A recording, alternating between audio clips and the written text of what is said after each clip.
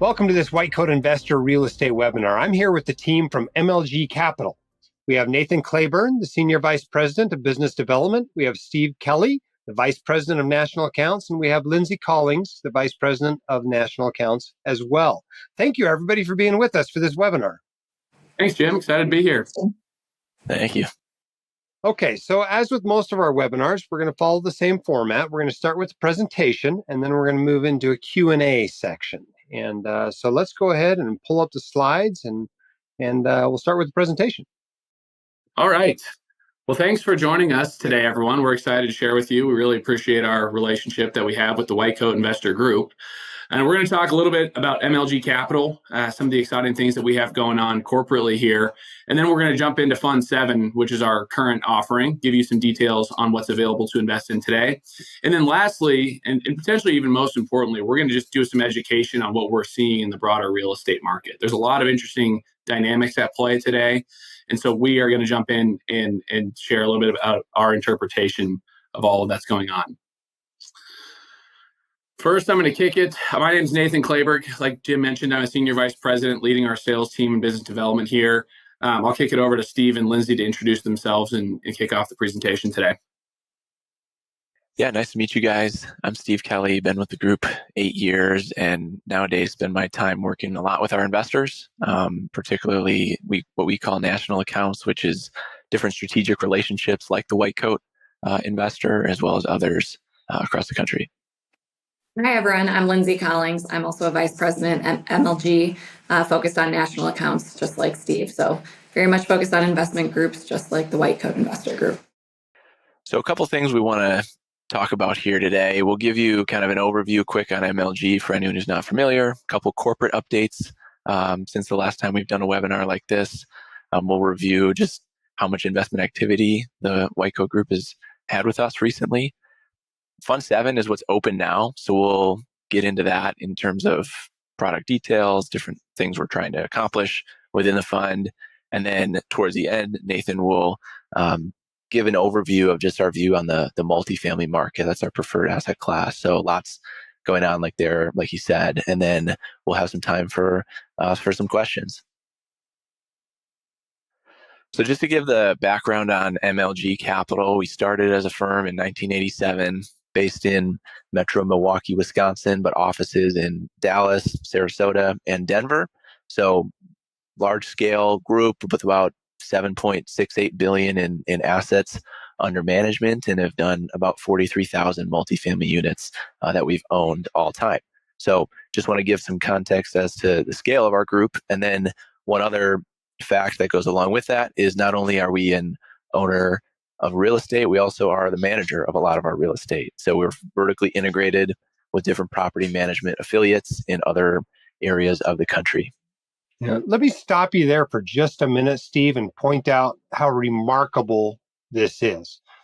In the private real estate investing world, this long of a track record is almost unheard of, right? I mean, we have a number of sponsors we work with. Your track record is at least twice the length of everybody else we work with. This is really a strong point about MLG. You've been doing this for a long time. 43,000 units, apartments, whatever you want to call them. That's a lot of real estate that has been transacted over the years. And I think it's important to emphasize that that track record is not something that can be built in a short time period with very little effort. It takes a long time to build something like this. So congratulations on not only your success, but just staying in business, for 5 decades is impressive. Yeah, thanks, Jim. There's no question you don't get to be in business for that long and not face challenges. And so we think we're a well-qualified group to fight through whatever the market throws at us. And we think we have the right investment structures to do it. So appreciate you saying that. We definitely think that's an important consideration whenever you're evaluating a sponsor. Yeah, going to our next slide here, we just wanted to share a couple of corporate updates and announcements. So you may have heard that MLG named 5 principals. Of those, one of those was named a president, and one of those was the chief investment officer. So Billy Fox is a CPA and has been with the firm for over 10 years, was named a principal and president of MLG. Dan Price, been with the firm for over 4 years, and has long been in the real estate industry, was named a principal chief investment officer. Brian Miller, 11 years with MLG, principal SVP, focused on overseeing our asset management division. Mike Jagodinski's been with the firm for over 20 years, and he's our principal and CFO.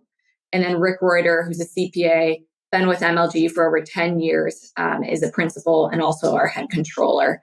And I wanted to bring this up as a group because it's important to know that these are long investments with MLG. Our funds are 10 to 12 year life cycles, and we want our investors to have confidence that we have the right team in place to exist into perpetuity. So we're elevating that next level of leadership by naming these new principals, a president and chief investment officer. One thing I would add on that is our current CEO, Tim Wallen, is definitely still active with the firm, and we expect him to be involved for the next, I don't know exactly how long, 7 to 10 years. But it was, I think, great foresight by Tim to start elevating the next level of leadership now. It definitely is going to be what takes shape for the next generation of our long track record.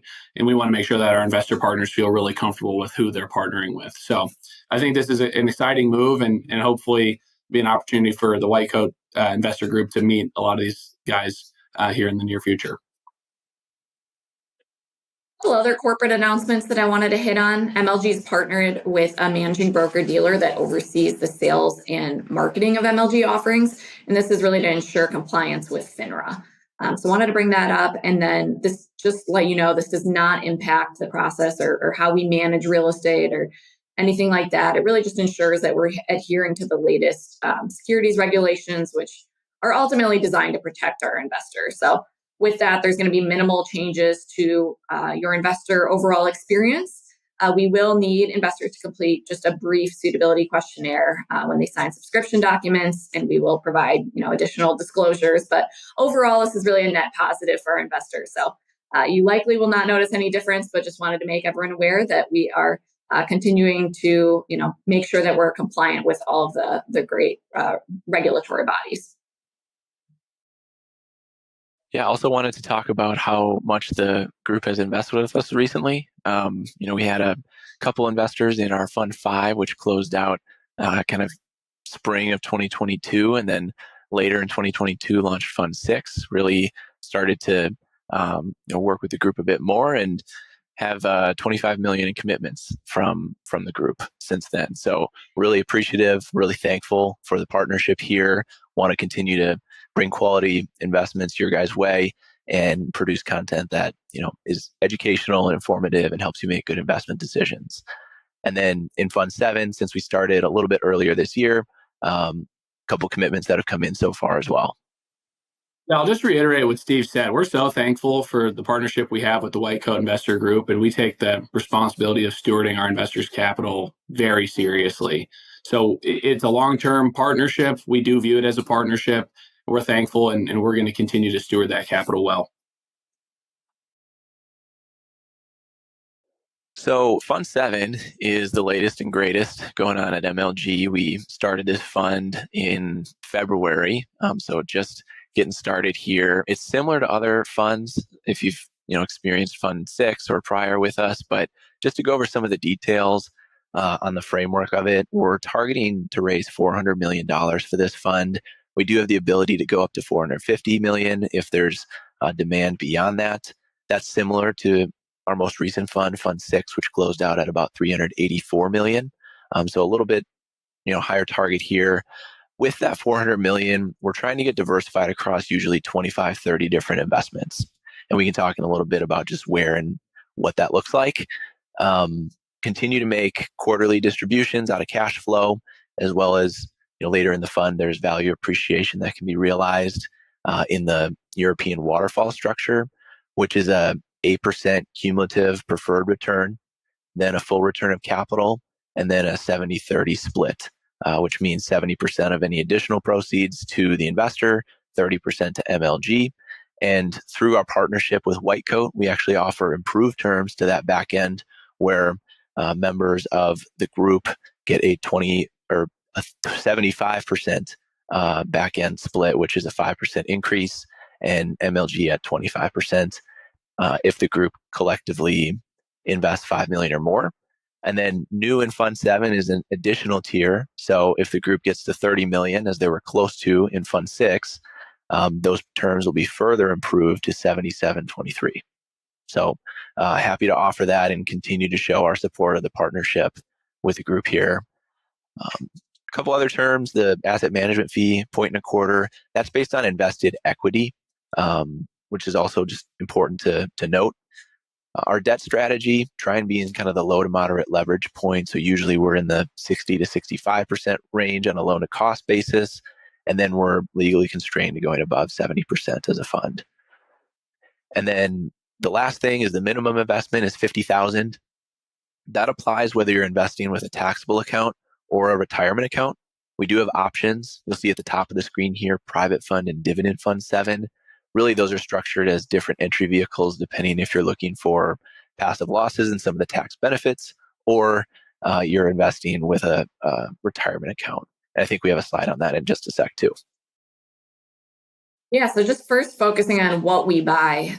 Many of you might be familiar with this already, but multifamily is really our bread and butter. And if you look over our historic funds, 90% of those assets have been multifamily. And that's what we're expecting for Fund 7 as well. We're targeting, that 85, 90, 95% in multifamily. And there's a number of reasons for that. Nathan's going to go more in depth in a little bit here on what we're seeing in the multifamily market and why we're so bullish on it. But really, we see it as just the most intact story from a supply and demand perspective is in multifamily. There's also some major tax benefits to investing in multifamily, which we look to pass through to our investors. We're a very tax-focused group. Now, first and foremost, looking to find the right real estate assets, but then wrapping that with some really nice tax planning as well. Industrial and flex, I would say, is our second favorite asset class. We really like this asset class really for a lot of the same reasons as multifamily from a supply and demand fundamental perspective. This tends to be about 5 to 10% of our funds. We would love to see this grow even larger than that, but it's been challenging to find its scale. So these deals tend to be a little bit smaller in size, which is why it ends up being in that typically 5 to 10% mark. Now, retail and office, we will consider, but that has historically made up less than 3.5% of all of our funds. Right now, we only own one office deal. It really is just dependent on the story, and we would have to be getting the properties at an absolute steal and an A-plus location. So a really unique story in which we would pursue one of these asset classes. So all that to say, I'd say our main focus areas will continue to be multifamily and industrial, as it has been in the past as well. So that's a little bit about what we're buying in terms of, what we're doing in deal profile and how we add value. There's a couple of different ways. One of those is operator mistakes, or what we refer to as a mismanagement story. So this can really take a couple different forms. Perhaps the current owner lacks sufficient capital, or they're, keeping rents below market in an effort to maintain occupancy. Whatever the specifics are, these situations present a really valuable opportunity for MLG to step in, implement our business plan, and drive meaningful value creation. Another one listed here is off-market opportunities. We really leverage our network to find deals where we're not competing against a massive buyer pool. So that is another way that we can look at different deal profiles. And then finally here, source through a joint venture strategy. We buy deals on both a direct and joint venture basis. We'll hit on that a little bit more in the next slide, but that is a way in which we can find off-market deals and deals that we wouldn't have uncovered ordinarily. So now once we find these deals, how do we add value to these deals? There's a couple different ways we can do that. Unit renovations is one way. Maybe the interiors of the units are a bit dated, and we can drive value by increasing rents as a result of, new countertops or cabinets or what have you. Another way is expense management. In some instances, the prior owner is, unnecessarily large expenses when you could be managing a lot more efficiently and cost effectively. One other way is increasing occupancy and bringing the occupancy up to market. Maybe they've been slipping on the leasing, and we could increase that occupancy to where the market occupancy is. One other way would be, adding amenities. That could be, renovating a clubhouse, adding bocce courts or a playground, area for kids. So there's a number of different ways where we can drive value for the properties and ultimately for investors. Getting on the next slide, I touched on this briefly, but this is really a critical differentiator to MLG. Instead of just sourcing deals on a direct basis or a joint venture basis, we're doing both. So from a direct perspective, we will look across the country, leverage our 38 years of experience in relationships. We'll call on brokers and owners, and MLG brings 100% of the equity to these deals. Oftentimes, we'll manage in-house if it's in our home states or surrounding states, and we'll bring that property management expertise. As Steve noted earlier, we're managing about 40,000 apartment units across the country. Then on the joint venture side of things, we will call on local regional sponsors that have a similar track record to MLG, and they will bring to us opportunities and we'll bring the majority of the equity, have all major control rights, but our sponsors will manage the day-to-day. And we've also seen a lot of opportunities like equity recapitalizations where the existing joint venture partner wants to exit and we can come in and replace that equity. So we've found a lot of off-market deals that way. But really this joint venture strategy just allows us to review an immense amount of deals. So if you see on the screen here, 2,200 deals were sourced in 2024. We closed on 15 of those. So this sourcing funnel is really a result of this direct acquisition and joint venture strategy that we have. And also, it takes our 15-person acquisition team in our home markets to hundreds and thousands across the country through our joint venture strategy, where people are reaching out to us with deals they have and are excited about and looking to partner with MLG on. So definitely a critical differentiator and a way in which we can be incredibly selective with the deals we pursue. Diversification is definitely a priority for us. We look to diversify our investors geographically. We're typically in about 10 to 15 states on average per fund. We're also looking to diversify by asset class. Now, I did mention most of the asset class tends to be multifamily for a number of reasons, but we do have a little bit of diversification that way as well. And then also by state. So looking across the country, as I mentioned, in different regions. We mentioned a couple of the differentiators of MLG so far. Jim mentioned our track record. Lindsay mentioned sourcing strategy. Another key differentiator for us is our value that we add on the tax side of things. We're a very tax-focused group. Of the 10 principals or owners of MLG, 5 of them are CPAs. So everything we do is with a unique tax lens and how we can create great after-tax returns for investors as well. So a couple ways we do that, and could certainly have a webinar on tax benefits of real estate on its own. But some of the things we try and do is cost segregation studies where we're allocating our purchase price to different parts of a building so we can depreciate them faster and create nice passive losses for investors. Bonus depreciation, another way we can get investors passive losses early on in their investment period. And then being willing to sell properties and trigger long-term capital gains so you can release the passive losses you may be accrued earlier on in the fund. There's some really nice things you can do tax rate wise when you're able to do that.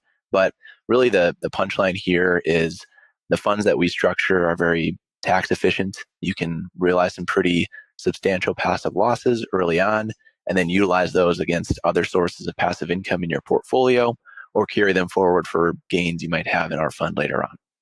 Yeah, let me put some specifics on that just to give people a real life idea of what that can look like. I'm invested in Fund 4 with MLG. This was a $250,000 investment. And basically the next year, I got a loss in box 2 on my K1 of $157,000. So about 60% of my investment came back to me as a loss in that first year tax wise. Obviously the money wasn't lost, but through bonus depreciation and cost segregation studies, et cetera. So if you have a need or a use for a lot of tax losses relatively early in the investment, MLG can be a particularly good sponsor to work with that way. Otherwise, they just get carried forward year to year. All right. So one thing that's really important to know, using Jim's example, is that if you're not able to use those losses that we produce right away from your investment, those just suspend and carry forward to future years. And one of the things that we have found for investors that continue to reinvest year over year over year is every fresh investment that they make gets a new batch of passive losses. And eventually, as we start to sell properties in older funds, we trigger passive capital gain. And then you have passive gain and passive loss. And the presence of that passive gain is the key that releases those losses into your tax picture. But they don't have to stick to that cap gain that's taxed at a lower rate. They can flow into your tax picture and offset whatever income you have that's taxed at the highest rates, including your W-2 income.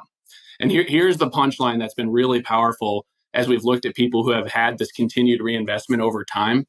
For those that are taxed at the highest rates and have continued to reinvest, their after-tax return from their investments with MLG has been greater than their pre-tax return because they're continuing to grab that permanent tax saving difference between ordinary income rates and cap gain rates. It's really powerful stuff. Like Steve said, we could do a whole webinar just on this, but for this group especially, who's highly compensated, highly taxed, the power of continued reinvestment and continuing to use those losses is really, really juicy when you start to get into it. Yeah, obviously the investments still have to make sense. They have to make money in the end, but the additional tax benefits are definitely icing on the cake. Yeah, you have to have some profit tax plan around. That is for sure. And then just the last thing on that slide too is that it's important for delivery of tax documents on time. And we just wanted to say that we delivered all our K1s out to investors by March 31st so that people could file on time.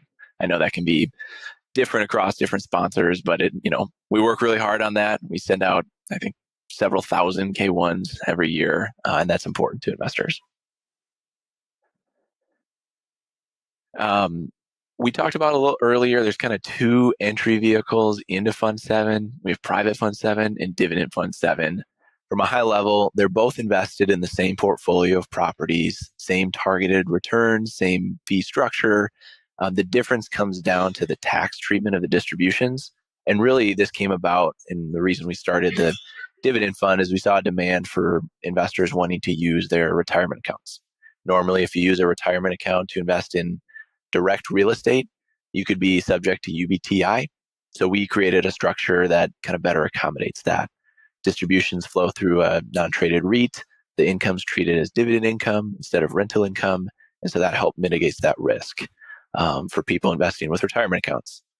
Additionally, Private Fund 7, if you're really looking to capture some of those passive loss benefits that we were just talking about, that's going to be the structure you do that in. It's the pass-through entity, so all that depreciation flows through to the end investors, where you can use that to the most ability. That does not happen in the dividend fund, so that's just a consideration to have as well. All right, next we're going to jump in on our market view. We think it's really important to continue to revisit this with investors because we want to invest in a thesis that has long-term merit. And we really see a lot of things that we like in the long-term fundamentals of multifamily.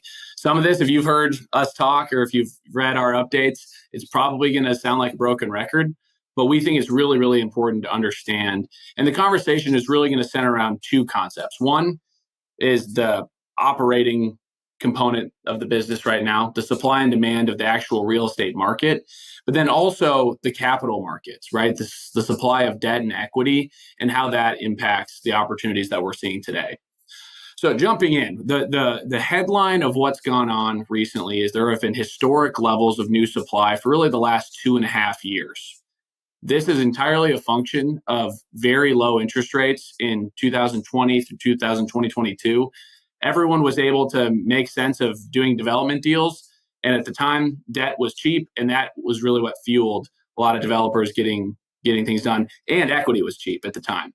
So we saw crazy inflation in 2021. And then suddenly thereafter, in 2022, 3, and 4, we saw a dramatic increase in new supply, particularly in the Sun Belt regions.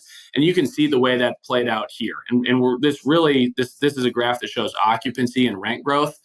This is a testament to the demand side relative to the supply.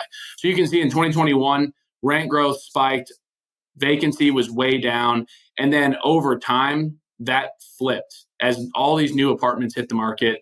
Rent growth went down, and occupancies went down as well, or vacancy went up. Now we're finally starting to see ourselves get on the other side of this huge influx of new supply, and rent growth is moderating more to its historic level of 3%, and vacancy is settling back down towards 5%. So in a lot of ways, we're viewing the world as sort of returning to normal, but what we saw in 21 and 22 wasn't normal, and what we saw in 23 and 24 wasn't normal.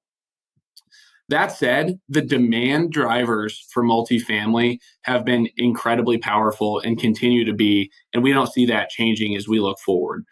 There are about 130 million households in the United States. We have averaged about 1.3% household formation over the last 10 years, and that's continued even in the recent years. So just playing that out, 130 million households, we need about 1.7 million new households per year in order to just keep up with demand. And the reason that household formation continues to grow, it's all listed on the left side of the screen here.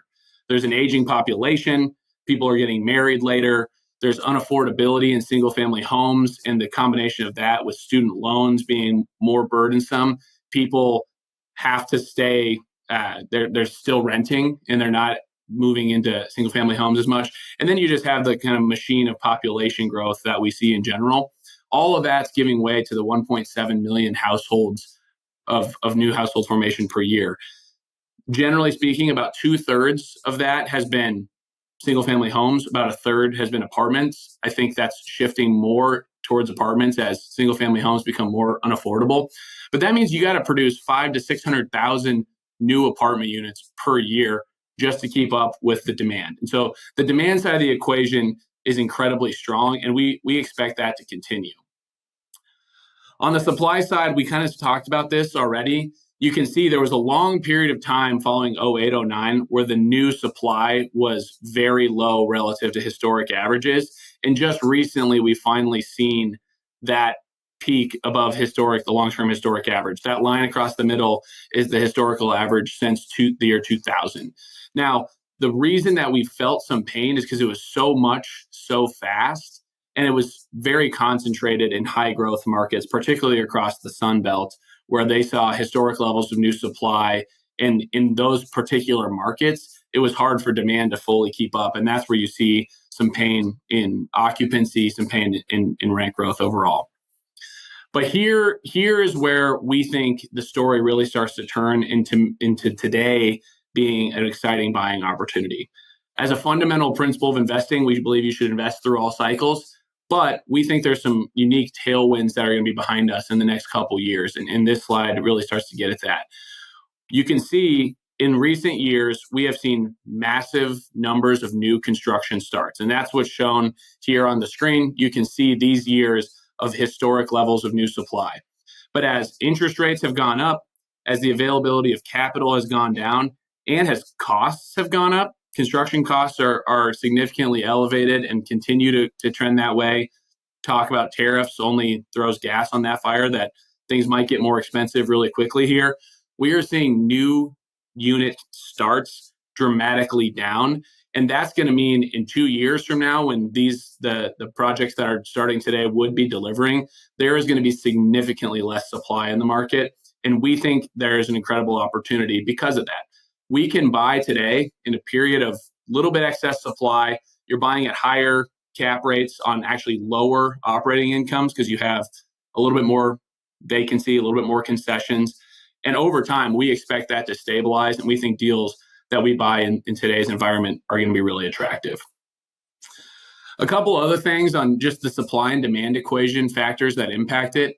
Home prices are up 135% since 2012. And rents are only up 81% over the same period. It is becoming harder and harder to buy a single family home, and that's not going to change. The cost to build new homes is so astronomically high at this point that you can only really build new supply to cater to the very top echelon of home buyers that are in the market today. Another way to look at that same data point, cost of homeownership is 64% higher than the cost to rent. And that gap has really widened in the past few years as homeownership has gotten so much more expensive, in large part due to high interest rates. We're seeing that gap is as wide as it's been in a long time. And we think that's going to push, if those 1.7 million households that we talked about earlier, we think that's going to push a greater percentage of those into renting, which bodes well for multifamily. This is a really important slide. We talk about this a lot internally. We think it's important to take a longer term view of rent growth and of the cost of construction. And if you look at both of those metrics since the year 2000, over that time, construction growth has averaged about 3.7%, while rent growth has been about 3.2%. This is speaking nationally, kind of from a 30,000-foot view, but theoretically, rents should at least keep pace with the cost of construction, right? In order to justify building new apartments, you have to believe that you're going to get higher rents in the future than you can get today. Right now, as rents are trending down in so many markets, it is almost impossible to pencil new construction deals unless there's some sort of dramatic extenuating circumstances that reduce your costs, like tax abatements or TIF or something like that. But what we're seeing is that construction has grown at 3.7%.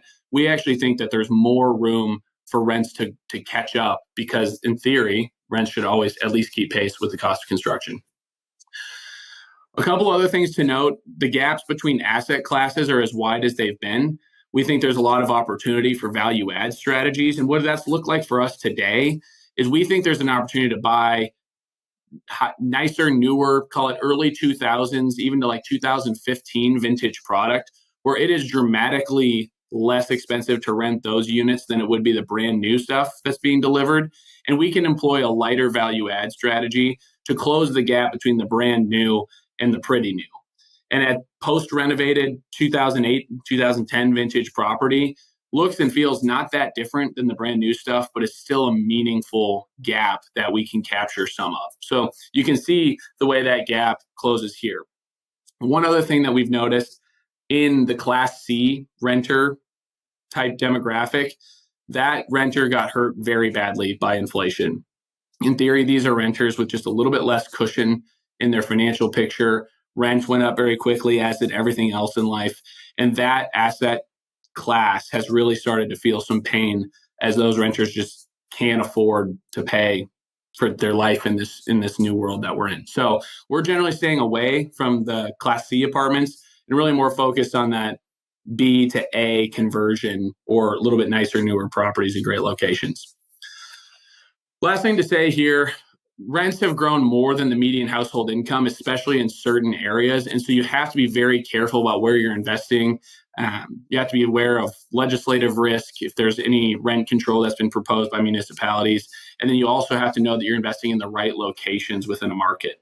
It's very different investing in the best market or best submarket with the best school versus areas that are a little bit more workforce in nature. We're very sensitive to that. In fact, we go through when we buy a property and we read every single lease and we verify the income on each of those leases. And we want to see that the year 3 projected income that we're projecting after we execute our business plan still is covered by the tenants actually at that property by about 4x or greater. So that's an important part of the due diligence that we're doing, but it is something to be aware of as you look at multifamily. So that's all playing into supply and demand as it relates to the multifamily apartments themselves. But one thing that we think is just really important to consider is the supply and demand in the capital markets. Equity availability, the amount of investor demand, has a tremendous impact on valuations and cap rates. What we have seen is that equity flows into real estate are down dramatically from their peak in 2021 and 2022. There's a couple reasons for that. You've got a few different equity sources. There's the syndicators, the ones that pop up, when things are good, that threw together some deals with ultra high leverage and now have largely felt some pain in recent years. They're not doing deals as much as they were.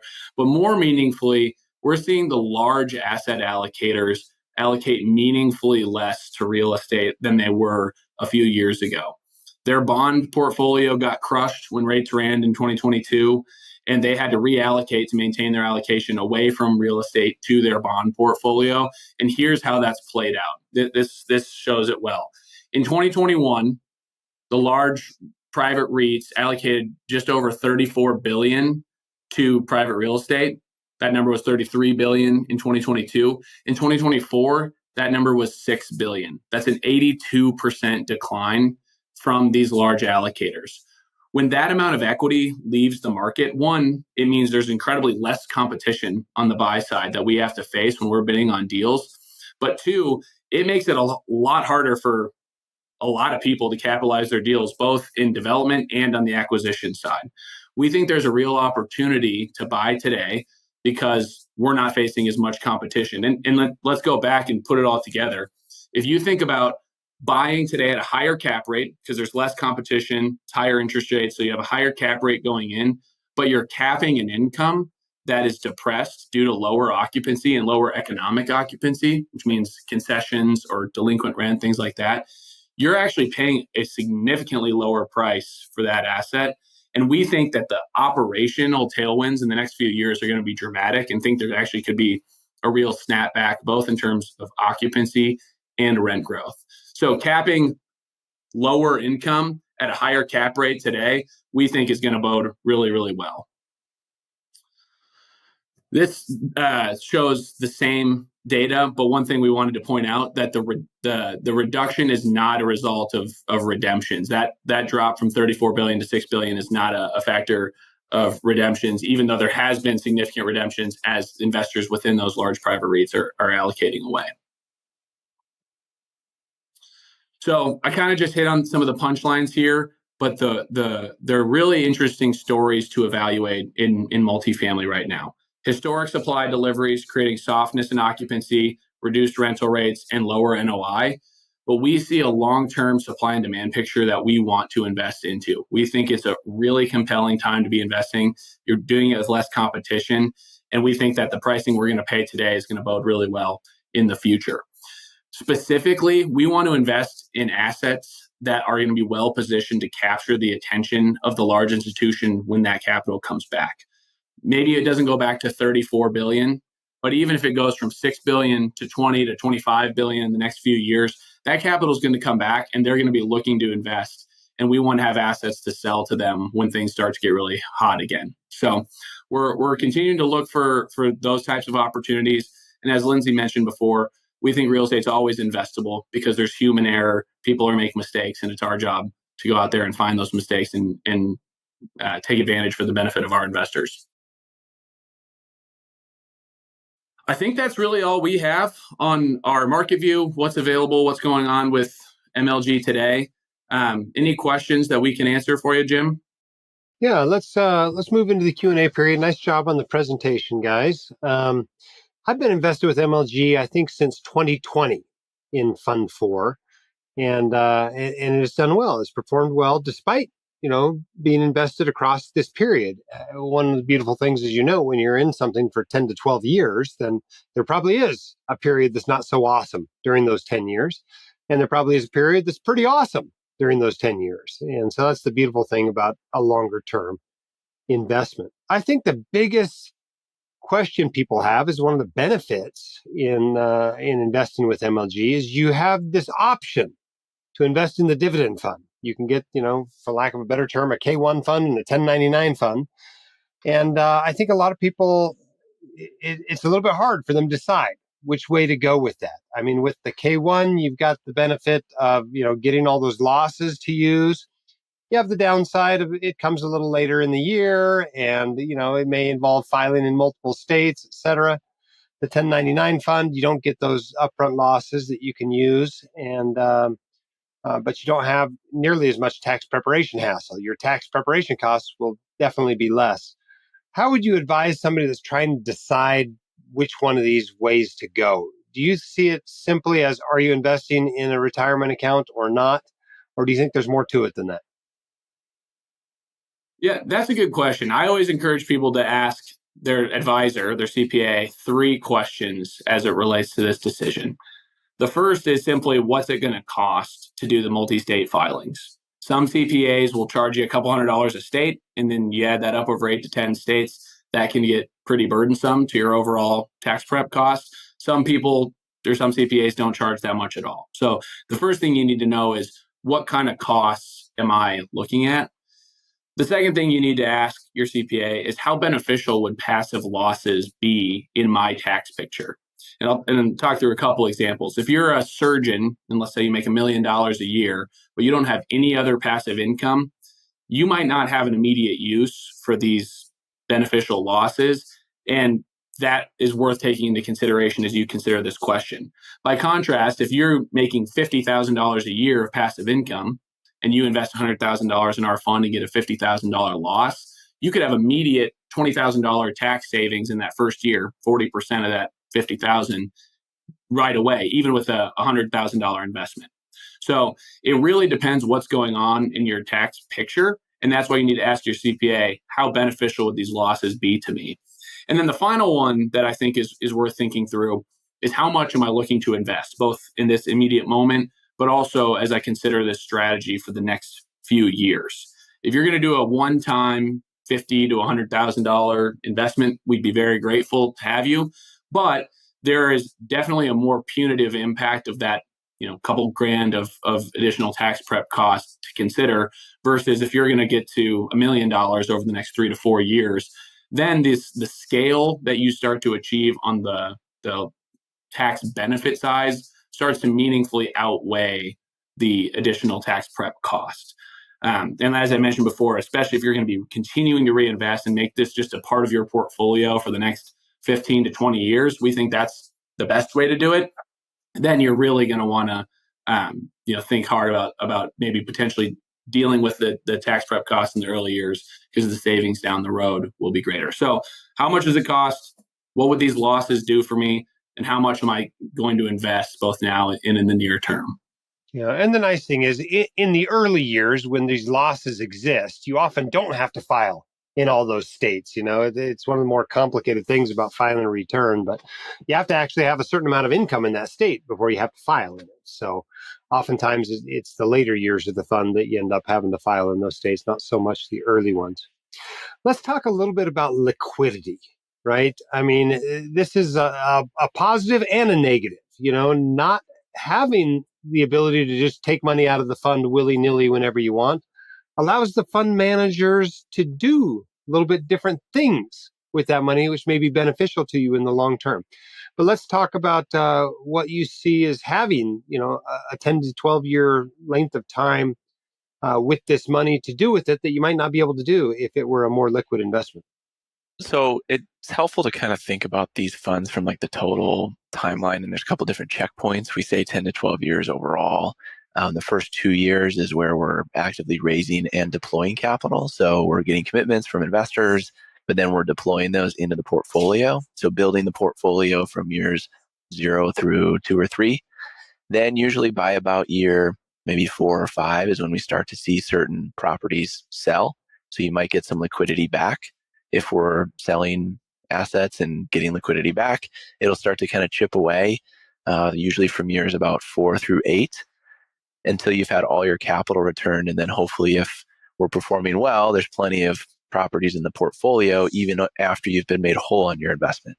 And that's when we can really start to increase the return profile of the fund, if there's a lot of equity still in the fund after we've made investors whole. So to the end investor, it's kind of staggered liquidity as different properties sell. Not every property is going to have a specific timeline that they're all going to follow. So you might experience the liquidity a little bit differently. But to your point, an investor can't just choose to redeem out of this fund. It's longer term in nature, and we think there's a premium to the illiquidity as well. One thing I'd add to that, sorry who I just cut off, but real estate is a long-term investment class. And I think people got a little bit spoiled in the golden years of, the late teens to the early 2020s, where you could hold an asset for 2 years and see significant appreciation. But the truth is, taking a longer-term view in real estate is a more prudent way to invest. And our fund life cycle allows us to do that. There are still deals, as Steve mentioned, where we can execute quickly and create value quickly. But as a whole fund, we need to make sure we have the right amount of time to deliver on whatever the business plan is for an asset. Now, the black hole, as far as real estate asset classes have gone, at least the last decade anyway, it seems to be office real estate. Everybody started working from home and having Zoom meetings or whatever, especially during the pandemic years. But presumably the market will eventually react to that. What do you talk about office as being a possible inclusion in the fund, but not very positively. What expectations should people have for office going forward? Is it going to continue to just spiral for decades, or at what point will office ever make a comeback? It's hard to completely predict, but it does feel like in some ways there's just been a massive shift in the way that people are working, with a lot more people working from home. The struggle with office is just in general, it is such a capital intensive asset class. So even if you're absolutely stealing it, it can be challenging to predict how long the tenants will be there, what the term costs will be for tenant improvements. And those costs can be so significant and hard to create positive returns. That is, makes it worth that additional risk. So for us, it's just a tricky asset class, because if you are going to take on that additional level of risk, you need to feel like you're going to get really well compensated for it. And because of that, we just haven't felt like there's been a lot of opportunities where it's just been worth it. So it's not to say we'll never do one. I just think it needs to be a very specific fact pattern. And maybe there plays out that there could be some opportunity in the future.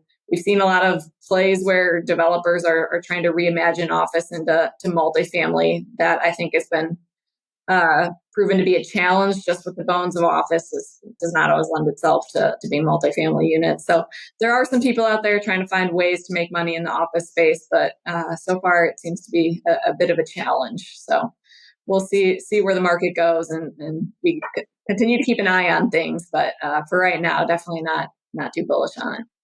Yeah. Can we talk a little bit about capital calls with Fund 7? I know there was a pretty significant gap when I invested in Fund 4. I think of about 7 months between when I put my first 10% into the fund of my commitment and the rest of my capital was called. What do you expect with Fund 7? Do you expect the capital to be called relatively quickly after a commitment is made, or how long do you think that might take? Yeah, if you came in 2020, that was at the tail end of Fund 4. And so usually what happens at the end of a fund is we get several more commitments that come in. So the queue for us to invest, like the amount of money we have to invest, is longer. And so it can take a little bit longer for us to call capital. That typically only happens towards the end of a fund. Where we're at right now in Fund 7, though, is we have our first closing coming up in mid-July. And we have commitments in queue to fund that first investment. So anybody who's making commitments today is likely going to be called in the next property that we acquire. So could be later this summer. Hard to tell. Just depends on what deals our team finds and when they might close. Usually it's about 60 to 90 days on average. It rarely gets up to that 6-7 month time frame. And when a state allows a consolidated return, does the fund file one? No, we always do. We don't ever do the composite return. We always do that individual. Yeah. There are some benefits that you lose in the composite return along the way. And we think overall that we can produce better outcomes by doing the individual state filings. Again, it's a little more tax prep cost. It's worth considering as you consider the investment, but we think the net benefit is by doing the individual returns. Let's talk about leverage. How much leverage do you expect to use in Fund 7, and what terms do you expect to have on that leverage? We target 60 to 65% leverage.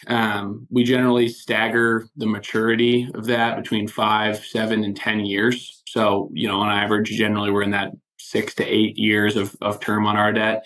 And long-term fixed rate debt just gives you a lot of time to figure things out. Sometimes you need a little bit more time than you think on the business plan. Sometimes you don't need as much, but you always are protected by having that additional term on your debt. In Fund 6, just using that as an example, we're sitting at about 59% loan to cost. So pretty modest in terms of the total leverage in the fund, with a weighted average interest rate of about 5.5% and term remaining today of about 5.5 years. And that's, of course, blended through some maturities that are coming up sooner, and then some that are obviously pushed out 7 to 8 years at this point. Now, you mentioned fixed. Is all your leverage fixed, or do you use some variable rate? All fixed at this point. We have used floating in the past and bought an interest rate cap. There, in theory, there could be an argument today to float some debt and as rates potentially may go down, especially on the short end of the curve. But we haven't done that. I don't expect that we will do that. We're in the real estate game, not in the interest rate prognostication game. So I think we'll be more biased towards fixed rate debt. Fund 6 was 100% fixed rate, and I expect Fund 7 to follow. Certainly your investors in 2022 appreciated that approach. Yeah. Yep. Yeah. It made a lot of sense to lock in debt at 3% for as long as you possibly could.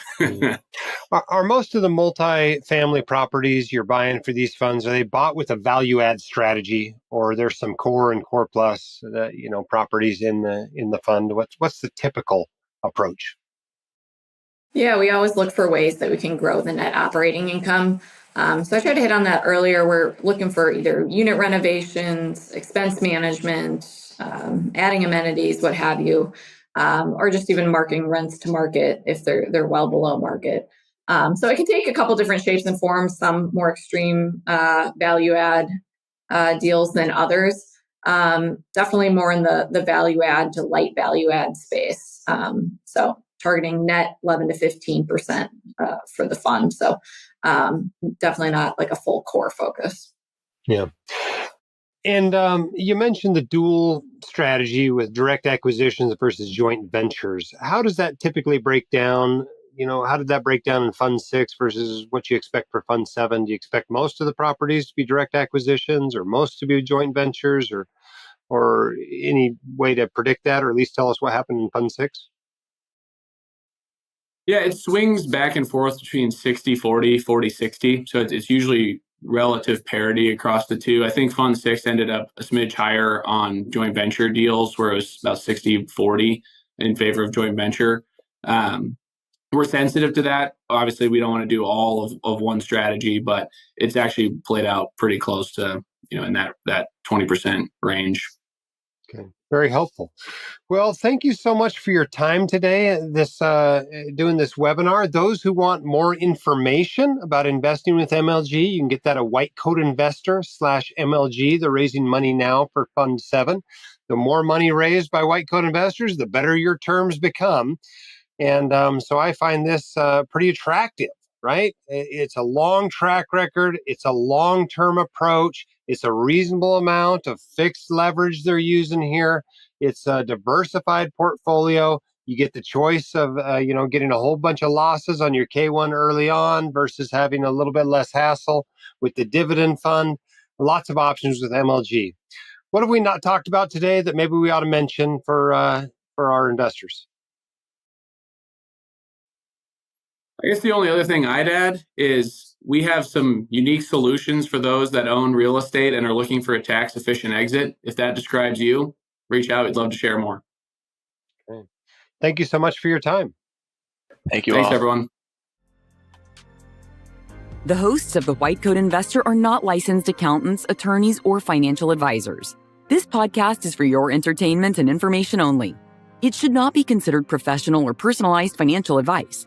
You should consult the appropriate professional for specific advice relating to your situation.